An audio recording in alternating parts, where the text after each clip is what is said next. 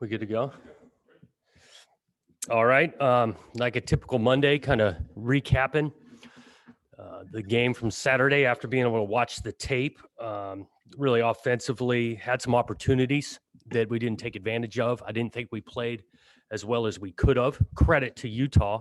That's a good defense. They've been playing good defense for a long time. But we definitely had some opportunities to make a play, execute a play a whole lot better, identify it up front a whole lot better.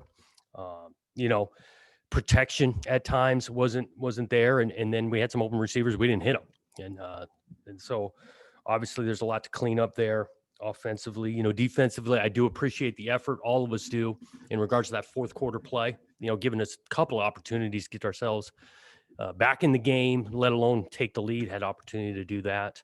We got to play the run better on defense. Throughout the game, had some opportunities to get some tackles. We got to get off blocks and stop the running game better. But our red zone defense, holding them to field goals, and then the fourth quarter play kept us in that game, obviously. And then special teams, the game-changing play. It's disappointing, and there's a lot of factors too. Giving up a punt return for a touchdown, it starts with a low snap, then it turns into a punt that's not placed where we want it, and then obviously the ability to cover and get a guy on the ground. That was disappointing. There is always some positives in a game. I do think the way we kicked off, we stole a possession that was executed well. Caleb Lightbourne on the bunt kick that rolled out there that we stole a possession. That was good. Besides the one punt return where we kicked in on punts, we got to shoot. I think we had one. Luke had 65 yards, changed field position. So at the end of the day, just like we did yesterday, we took a good look at the film, pointing out what we did well, what we got to do better, and anxious to get back on the practice field tomorrow. Injury wise, I know I'm going to get asked about a few guys. I imagine start with Tristan Jebia. He is scheduled to have surgery this week, so he will not be back this season. A lot went into a decision, but ultimately that's going to be the best for his future. Totally support it and understand it. We had 3 guys miss the game, or maybe a little bit more than that, but 3 new guys in regards to COVID detail last weekend. There's a chance that Jamar, McCartan, and Reha could be back. We'll find out middle of the week on that. So currently can't tell you if they're going to play or not, but there is a chance that they'll be back this next week. Both BJ and Champ had shoulder injuries in the game on Saturday. Nothing long-term, but questionable for this weekend. We'll kind of see how they rehab and are able to get back throughout this week. Because this is another great week. Got a big-time opponent coming in here. Awesome opportunity to be able to play a game again in Research Stadium. Stanford, we got a bunch of respect for the way they play the game, the way they coach the game.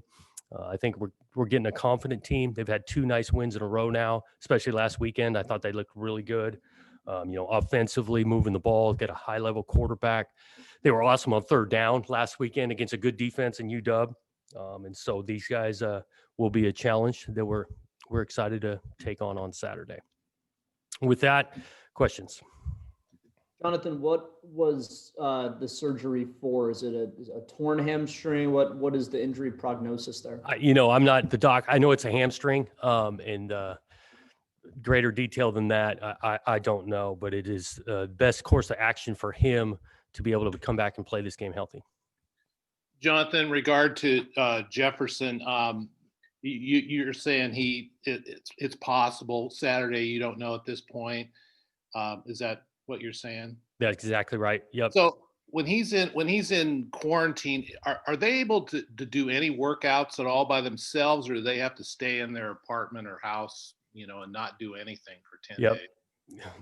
I'm not the expert on this, but there's a difference between isolation and quarantine. Jamar's in quarantine. Quarantine, yes, they are able to come actually to the facility separate of our team and our players and get workouts in. So they can stay in, some sort of reasonable shape over there. Correct.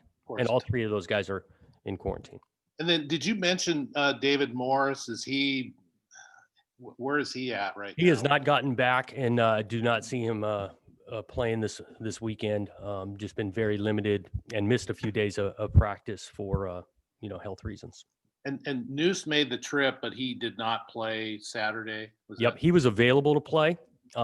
He had just missed really the entire week of practice, and Khalid had been playing well and felt good with that. We anticipate having Noose back though this Saturday and playing.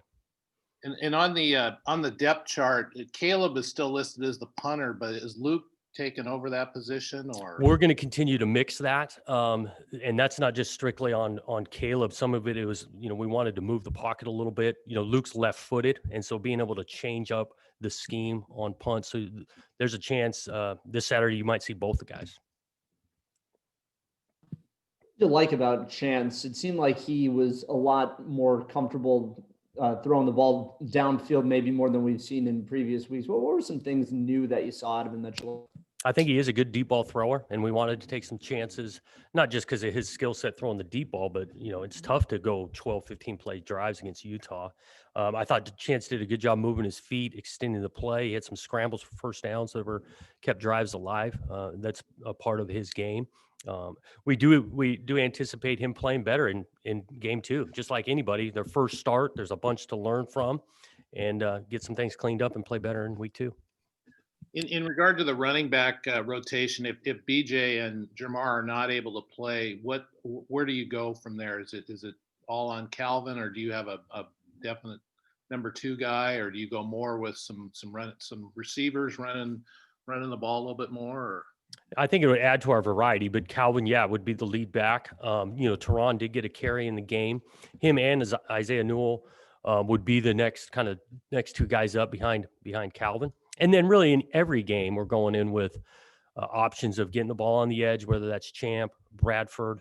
Obviously, Coletto's package could expand if we needed to get to that point. Jonathan, will we see Trey Lowe and Trayshawn Harrison this weekend? They are available to go. We'll kind of see how the plan comes together and how they practice this week, but they are available to play. Jonathan, who's your backup quarterback? Ben Goldbrinson. What have you seen from Ben that's put him ahead in that backup quarterback race? Ben continues to improve. I mean, he's been awesome in practice, getting a bunch of reps, scout team wise, and now obviously with the 1s and 2s. He's got a good skill set, understands the offense for a true freshman at a high level, and so we're rolling with the guy. What happened with Nick Moore? I mean, he was talked up a lot in the spring, and we had heard number 2 going into fall camp, kind of in that mix, and now he's fallen off. I mean, what does he need to work on? Nick's decided to leave the program, and we wish him well. We've actually been in conversation for a while. He deeply wants to play this game, and we wish him well. Jonathan, in regard to the run defense, it seems as the game goes on, it gets a little bit better, but why has it been so porous early in the first half, and especially early in games? And that's, throughout the season pretty much. It's obviously, if I could pinpoint and know exactly how we can start faster on defense, we'd get it fixed. We've tried some different things.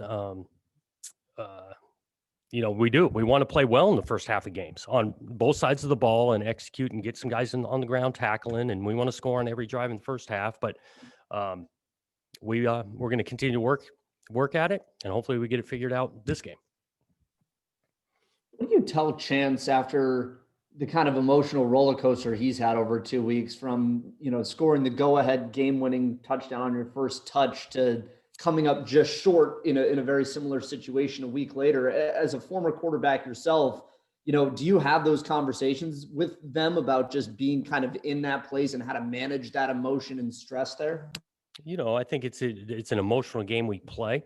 It's why he wanted to play college football at a high level, right? You come to the Pac-12, it's going to be competitive games week in and week out, to go get opportunity to play in big moments. And so, look, he and the offense had opportunities at the end of the game. We didn't get it done, but now we're back to work, and we understand this Saturday is going to be another competitive, high leverage moments that I'm sure he's anxious to get back out there. Is this week going to be a little weird in that Stanford is in town already? You're bound to run into them every now and then on campus.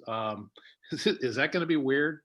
Well, it's definitely different. I just know we're excited to be able to play the game, and for different reasons, circumstances, they're here in Corvallis, but I don't think it'll be that weird because they're going to be in the afternoons. We'll be in the mornings. I don't know. We'll see him a bunch.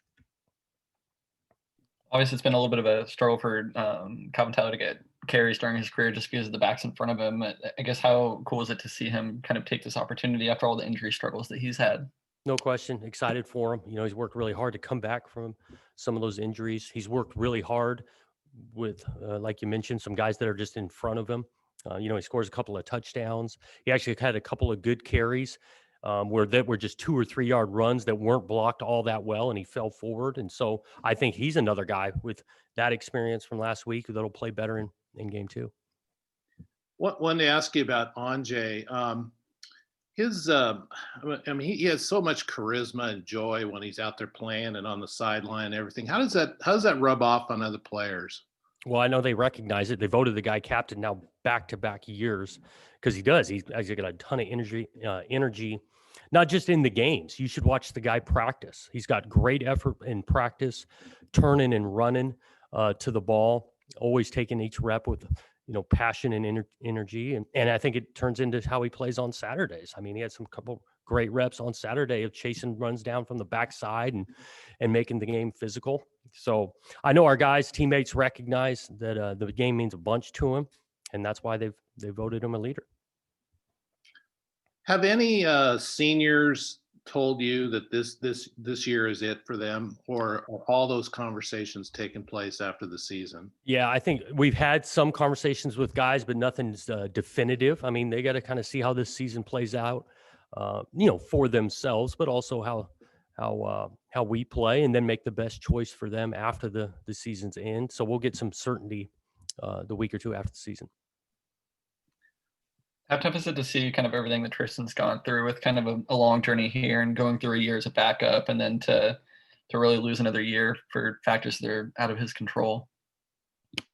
Yeah, I mean, it's tough. Got a bunch of respect for him because, like you said, he's gone through a lot. He continues to work hard. He is a positive guy, and so he's got a great mindset that he'll be back here next year. I do think he went out on a high note. He played really well in that game, won that game for us at the end, which was obviously huge. And now it's disappointing that he can't kind of continue that momentum, but he'll be back this next fall. I'm probably being a little bit of an amateur Dr. Phil here, but it seemed like after the game, when you talked to the media, you had more of an edge to yourself than I've ever seen from any other game. Was there something about that loss that bothered you, or something that happened in the game that just seemed to bother you more than usual? Losing bothers me. And I think in general, I think we could have played better. I really do. Again, I appreciate our effort. I mean, these guys are going to compete till the end, find ways to get back into the games and find ways to have opportunities to win the game. But ultimately, our execution wasn't at the level that I thought we could have played at. And I put that really starting with myself / down to our coaches, then to the players. And we got to all together execute at a higher level to win close games against good teams. Did you feel like the execution was not quite what it had been in previous games? Yes, especially offensively. Coach, might be kind of a silly question, but fans and media that were watching on TV saw every time that Chance looked over to the sidelines, he was squinting. I mean, do you guys give these guys eye tests, or? We do give them eye tests if it's something we think we need. That's not the first time I've heard that. I obviously wasn't watching the TV broadcast, but it's something we've talked to them about, and we don't see it being an issue.